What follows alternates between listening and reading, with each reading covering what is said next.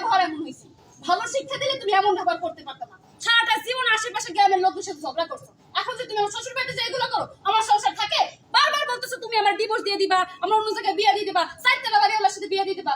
আমি কি সে ভালো থাকি সেইটা তুমি না চিন্তা কইরা তুমি তোমার ভালোটা চিন্তা করো সব সময়। আমি এমন এই বাড়িতে জোর করে আমার নিয়ে আইছে, চিন্তা করলাম আমার মারে অপমান করছে, আমি মার কথা শুনি।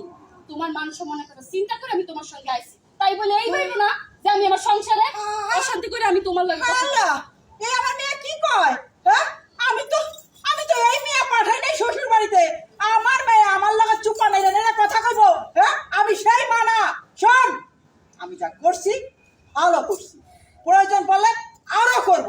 তোর শাশুড়িরে যদি আমার পায়ের নিচে না ফালাইছি তো আমার নামও সেতারা বেগম না। কথাটা কানে দিয়ে রাখো। ওই বেচকেল মহিলা, হ্যাঁ, মাইয়া শাশুড়ির সাথে ঝগড়া করে আবার বড় মুখ করে কইতেছে আমি বানু না।